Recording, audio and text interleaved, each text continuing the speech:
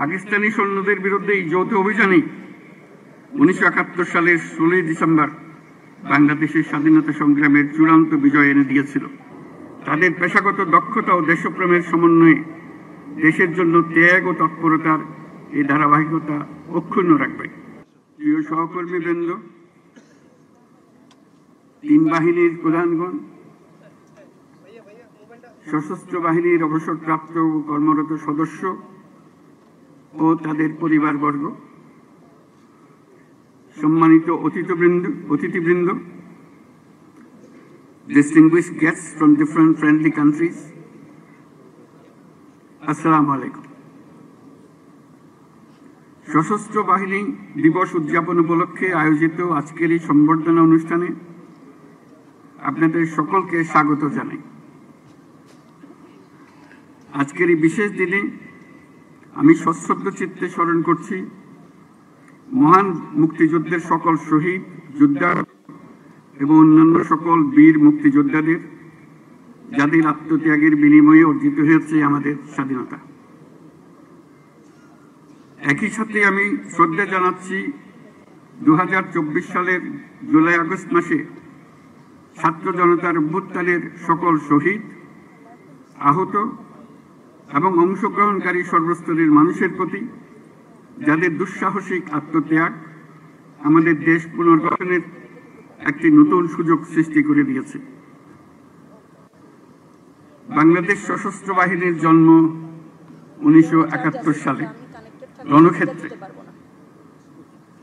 71 সালের 25শে মার্চ হানাদার বাহিনীর নৃশংস আক্রমণের পরপরই 27শে মার্চ চট্টগ্রামের কালুরঘাট বেতার কেন্দ্র থেকে তৎকালীন মেজর এবং পরবর্তীতে রাষ্ট্রপতি জিয়াউর রহমান বাংলাদেশের স্বাধীনতা ঘোষণা করেছিলেন।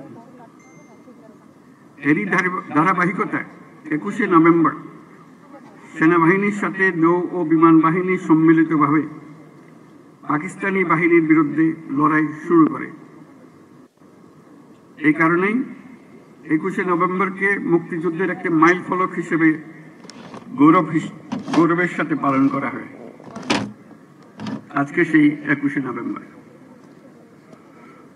আমরা যদি বিরোধিতা না করতাম তাহলে মুক্তিযুদ্ধের বীর সেনাদের মৃত্যুদণ্ড ছিল অনিবার্য। অসহনীয় হয়ে যেত তাদের পরিবারের সকল সদস্যের জীবন। মুক্তিকামী সেনা, নৌ ও বিমান বাহিনীর অকুতভয় বীর সেনানীরা জীবনের পরোয়া না করে, পরিবারের ভবিষ্যতের কথা চিন্তা না করে এদেশের স্বাধীনতা যুদ্ধে ঝাঁপিয়ে পড়েছিল। তারা এদেশের আপামর জনসাধারণকে সাহস জুগিয়েছেন। মানুষের সঙ্গে কাঁধে কাঁধ মিলিয়ে জল, স্থল ও আকাশপথে সম্মিলিতভাবে প্রতিরোধ গড়ে তুলে দেশমাতৃকাকে পরাধীনতার শৃঙ্খল থেকে মুক্ত করে এনেছেন। মুক্তিযুদ্ধকে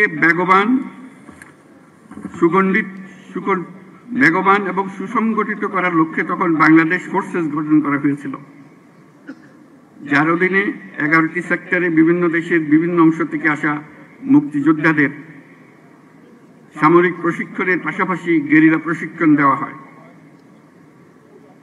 এরই চূড়ান্ত রূপ আমরা দেখি 71 সালের 21শে নভেম্বর সেনাবাহিনী, নৌবাহিনী ও বিমান বাহিনীর সম্মিলিত অভিযানে। পাকিস্তানি সৈন্যদের বিরুদ্ধে এই যৌথ অভিযানে 1971 সালের 16 ডিসেম্বর বাংলাদেশের স্বাধীনতা সংগ্রামের চূড়ান্ত বিজয় এনে দিয়েছিল।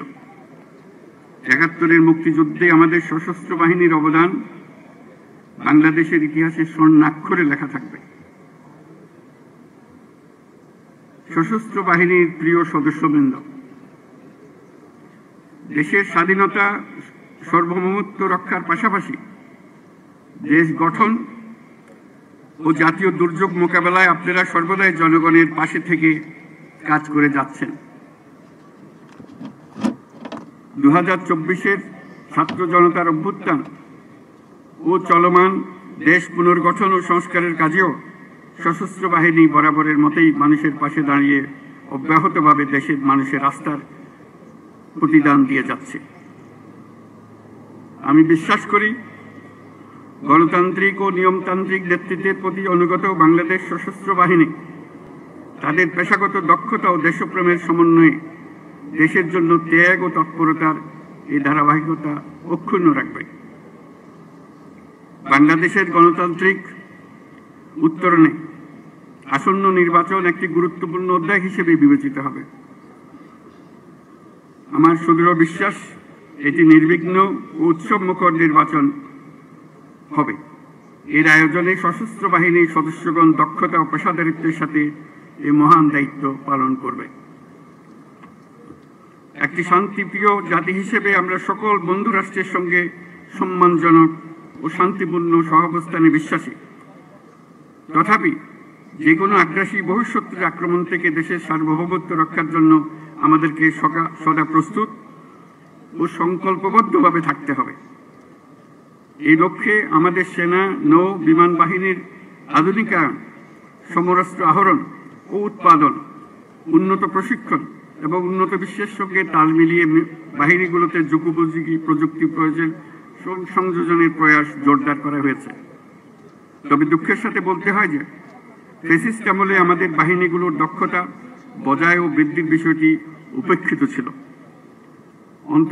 অন্তর্বর্তীকালীন সরকার সকল বাহিনীর সক্ষমতা বৃদ্ধিতে ব্যাপক উদ্যোগ গ্রহণ করেছে। একই সাথে দেশ রক্ষা ও জনকল্যাণমূলক কাজে ব্যাপক সংখ্যক ছাত্র ও যুব সম্প্রদায়কে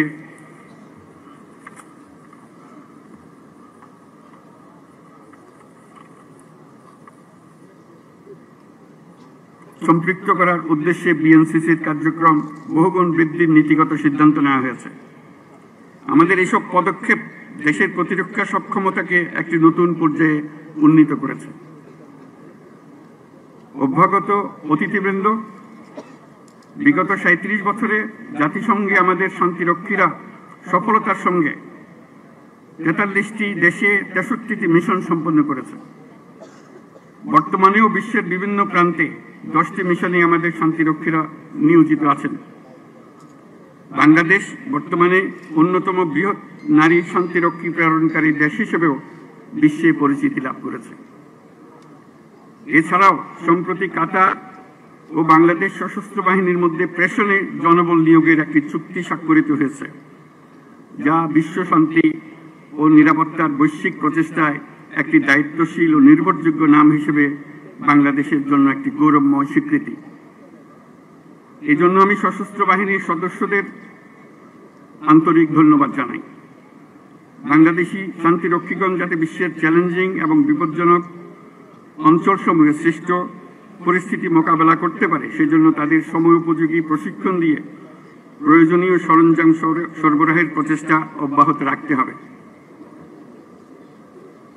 প্রিয় অতিথিবৃন্দ, অগ্রহায়ণের এই বিকেলে উৎসবমুখর পরিবেশে আপনাদের সাথে দেখা হওয়ায় আমি অত্যন্ত আনন্দিত। আপনাদের উপস্থিতি আজকের এই মহতী অনুষ্ঠানকে প্রাণবন্ত ও মহিমান্বিত করেছে। এই জন্য সশস্ত্র বাহিনীর পক্ষ থেকে আপনাদেরকে সকলকে জানাই আন্তরিক ধন্যবাদ।